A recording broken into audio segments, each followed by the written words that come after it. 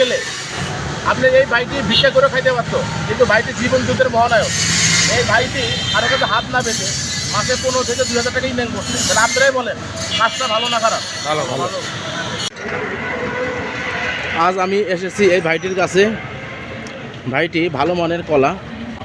এই কলা ভাইকে ভিডিও করার একটা উদ্দেশ্য হলো, আশেপাশে 50 টাকা করে সেল হচ্ছে, এই কলাই 50 টাকা করে সেল হচ্ছে, অথচ এই ভাইটি 35 টাকা 40 টাকা করে দিচ্ছে। এখানে আমিও নিলাম। আসলে কলাগুলো অনেক ভালো। ভাইজান, আপনার নামটা একটু বলতে হবে। মোকসেদুল ইসলাম। যে আপনি যে এই পেশায় আছেন, হ্যাঁ, কতদিন ধরে এই পেশায় আছেন? 7 বছর। 7 বছর। আপনি তো শুধু মানে যে এক আইটেম নিয়ে তো কি করেন না? আচ্ছা, এটা কি 35 করে একটা কাস্টমার এসে গেছে। আপনি যে কম 40 টাকা করে 35 টাকা করে সেল দেন, তাতে এটা আপনি বিক্রি কি বাড়ে? হ্যাঁ, বিক্রি পারবো না। আমরা তো আরও এক ভ্যান বেচেছি। আরও এক ভ্যান বেচছি। দেখা শেষ। দোকানে দেওয়া হয়, আবার লাঞ্চে ওই কবরস্থানে দাঁড়িয়ে বেচছি। ওই লাঞ্চের সময় অনেক টাকা বেশি। কত টাকা তো আপনার 40। আসলে এখানে ভ্রাম্যমান ভ্যানে যে কলা বিক্রি করা হয়, এখানে আসলে কাস্টমারের চাহিদা অনেক বেশি।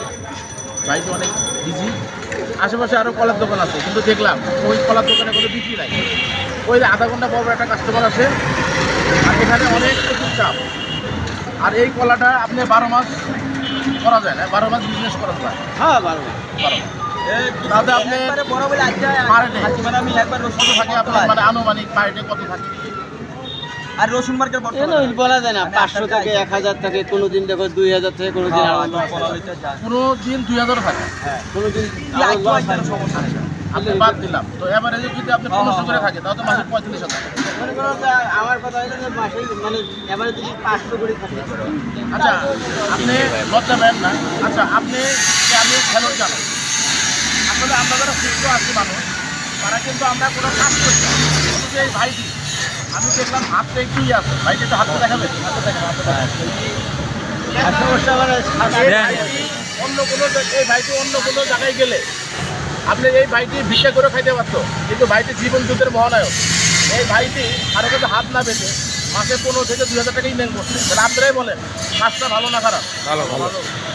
তাহলে এই ভাইটির জন্য অবশ্যই দোয়া করবেন, ভাইটি স্বাবলম্বী করবেন। আর দর্শকদের উদ্দেশ্যে যদি কিছু বলতেন ভাইজান, মানে 1 সেকেন্ড, দর্শকদের উদ্দেশ্যে আমার বলা একটাই, সেটা হলো আমার জন্য দোয়া করবে। আমি যেন জীবনে মানুষের হাত না বাড়াই, মানুষকে যেতে পারি।